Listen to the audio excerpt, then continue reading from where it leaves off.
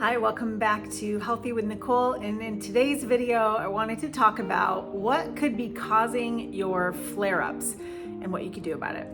So obviously, there's many reasons why people might have a flare-up. Some people can go weeks, months without a flare-up. Some people many years without a flare-up. And then something might happen. And what I wanted to talk about today is that people have this idea that something within them is just broken and there's no reason, that they just have a flare-up out of the blue. I really have a hard time believing that, because when I talk to people, and I've talked to a lot of people that have either had the first time flare after several months, or even flare after several years in remission. And almost always through our discussion, we can pinpoint something that triggered them that is outside of their own body. And what I mean is, your body isn't just going to attack itself like we're told. I do not believe that. But if you think about the world in which we live in, the environment that we are in every day, the way we live, the food we eat, the toxins we encounter, all of these kind of things are much more likely to be causing a flare-up, because they all cause inflammation in the body in some way or another. And so what I wanted to encourage you is, if you're finding yourself in this situation where you have these flare-ups that come out of the blue, ask yourself a few of these questions. And this is what I would ask someone who's working with me, is what happened right before your flare-up? Most people can think of either a certain food. Some people can pinpoint exactly the meal that they had and they know exactly what it was. And then their stomach started to hurt, and then a flare becomes a major issue. For some people, it's an event. I have talked to lots of people that had a traumatic event. And when I say traumatic event, I mean, I've had people that were stabbed and attacked. I've had people that witnessed crimes, and people that just have gone through like normal or not so normal, but life events, like death and divorce or job loss or something like that. But all of these things can be traumatic to a person, and that can trigger an event. Another thing, surprisingly, that I actually see a lot is that people decide they want to get healthy. And I say that with air quotes, because get healthy for a lot of people means filling their plates full of raw vegetables or going plant-based, which often includes things that humans don't digest well: nuts, seeds, and legumes. And lots of exercise. So exercise is great, but there is a limit to it where it's not great anymore, and it can become stressful on the body. And that can be part of it too.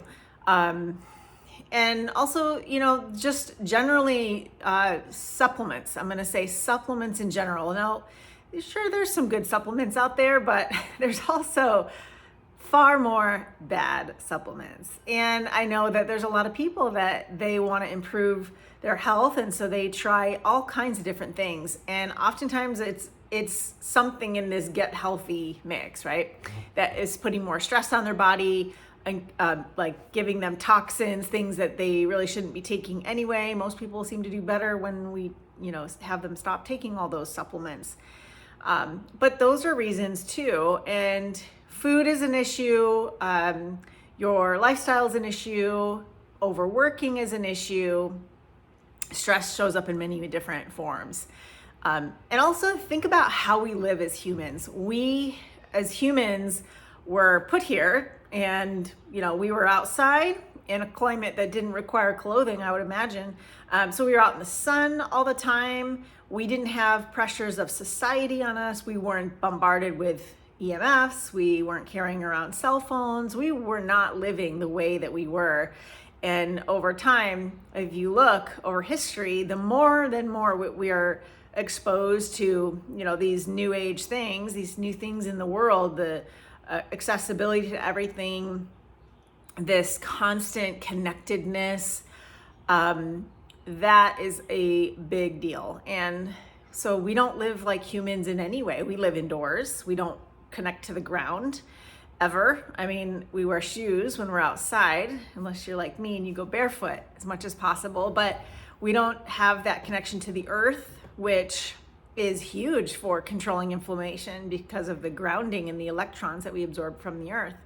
So these are just a few examples of how we don't live, and then how we don't live like we used to. And then also consider that our environment has a ton of toxins, our air, our water, our food supply, everything's contaminated. And so we really need our bodies to do that work of detoxification, which it should normally do. But again, we don't live the way that we used to.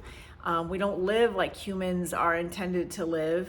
And so our bodies aren't doing the work that they were intended to do and built to do. So these are some of the reasons I think that people are having trouble. So back to the questions, ask yourself about your food. Ask yourself about the toxins you're encountering.